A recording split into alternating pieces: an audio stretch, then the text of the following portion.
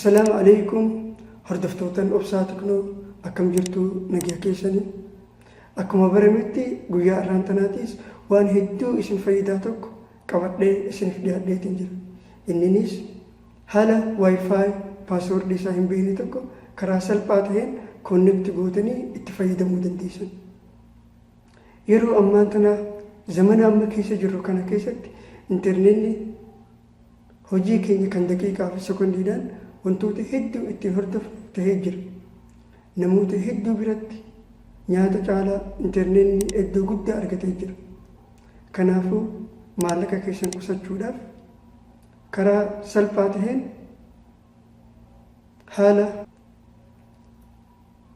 wifi paaswoordii isaa hin beekne tokko gara mobaayila keessanii osoo aappii tokko hin fayyadamne haala itti koonnekti gootan viidiyoo irraa tana keessatti isin agarsiisa.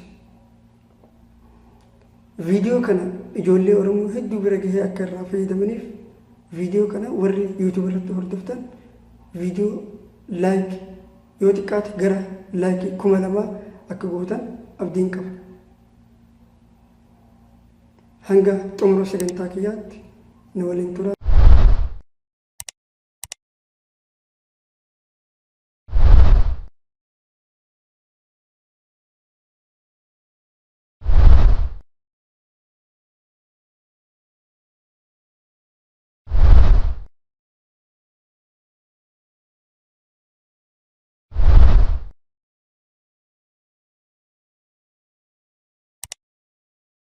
Wifi osoo paaswoordii isin hin gaafatin haala wifi internet connect itti gootan ammaan isinitti agarsiisa.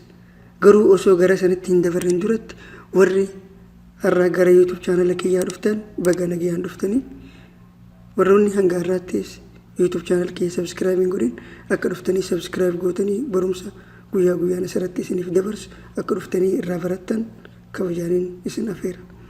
YouTube channel kiyya subscribe godhuudhaaf asirratti obsaa Teknoo jettanii barreessitan.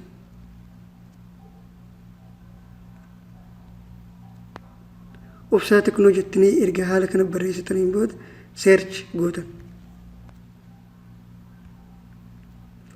Haala kanatti isiniif ba'a. San booda yeroo tokkoof irratti xuuxan. Subscribe kan jedhee diimatee jiru kana yeroo tokkoof xuuxan. San booda qastii kana viidiyooleen ani asirratti guyyaa guyyaan gadhiisu akka notifikashiniin yookiin beeksisni isiniif dhufuuf yeroo tokkoof kana xuuxan. Kana booda subscribe gootanii jechuun viidiyooleen ani asirratti guyyaa guyyaan gadhiisu isin bira salphaadhaan gahuu danda'a jechuudha. Amma kallattiidhaan gara barumsa guyyaa irratti isin dabarsa. Wifi paaswoordii osoo isin hin gaafatin koonnekti godhuudhaaf jalqaba wanni godhuu qabdan gara wifi router keessanii deemtan. Wifi router wal dhaba diimaatu jira, gurraachaatu jira, eenata hedduutu jira. Fakkeenyaaf isin wifi router keessan gama duubaatti garagalchitanii maaltu jira? WPS tajettuutu jira. Yeroo tokkoof WPS tajettu tana qubaan yeroo tokkoof xuuxanii dhiistan. Achi booda maal ta'a? Gubbaarraan billik jeeti ifaan ifa.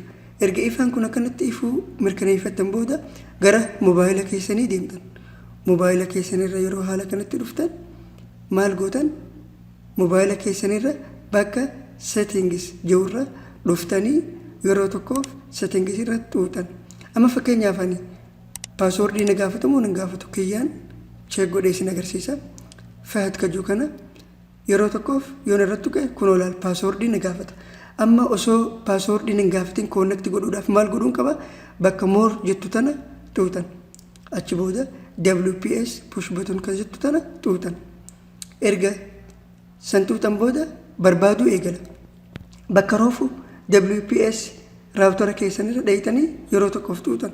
Achi booda koonnekti godhaa jechuudha salphumatti. Mobaayilli wal dhaba. iPhone jira, Galaxy jira, Huawei jira. Kanaafuu mobaayilli gariin haala kanatti fiduu dhiisuu danda'a. Maal gootan? yoo haala kanatti isinii fiduu baate settingii tuutan. Mee kanaas ni ilaala. Kunilleen paaswoordii na gaafata. Osoo paaswoordii hin gaafatin koonnekti godhuudhaaf maal godhuun qaba? Tuttuqaalee sadeen tanarra dhufeetiin yeroo tokkoof tuqa. Achi booda advaansed kajuu kana tuutan. San booda akkuma roofu WPS push button tajaajilu tana tuutan. Erga haala kanatti tuutan booda bakka roofuu dheeyitanii qubaan tuutan ammallee koonnekti godhee jira. Erga dhuftanii WPS buttonii erga tuutan booda erga inni barbaadu jalqabee booda bakka roofuu isin agarsiise san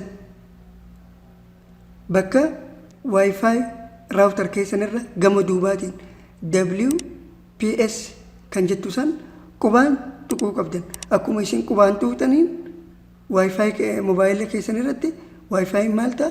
Connected. Paaswoordii osoo isin hin gaafanne isin naqaa jechuudha. Dhibbaa dhibbatti ni hojjeta. Karumaan isin agarsiise kanaan laala yoo mobaayila keessan haala duraa sanatti isin fiduu baate haala mobaayila lammaffaa irratti isin agarsiise kanaan yaala sirriitti dalagaa.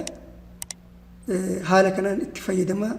Viidiyoo kana ijoollee Oromoo gama keessaatiin meesenjeraan waatsaappiidhaan gama keessaatiin ijoollee Oromootiif waliif ergaa akka namuu irraa fayyadamu. Viidiyoo garuu YouTube irratti laayikii godha. Waan inni rakkoon qabu. Facebook rakkoon qabu. YouTube irratti laayikii godha. Maaliif yoo isin laayikii gootan viidiyoon namoota hedduu bira gahuu danda'a. Barumsi guyyaa har'aan tanaa kana fakkaata. Akka waan haaraa tokko bartan abdiin qaba. Viidiyoo kana gama keessaatiin ijoollee Oromoo hedduudhaaf waliif ergaa waliif daddabarsaa. Gaafilee yoo qabaatan gara Facebook kiyyaatti naaf barreessuu dandeessan. Akkasumas YouTube viidiyoo kana jalatti kommentiidhaan barreessuu dandeessanii viidiyoo kana YouTube irratti laayikii godha. Maaliif YouTube irratti yoo laayikii gootan laayikii godhuun keessan akka viidiyoo namoota hedduu bira gahu taasisa. Facebook irratti rakkoon qabu YouTube irratti. Kanuma egaa barumsi guyyaa har'aan tanaa hanga barumsa birootiin walitti deebinu nagaan naaf tura. Assalamu alaikum warahmatullahi wabarakatuh.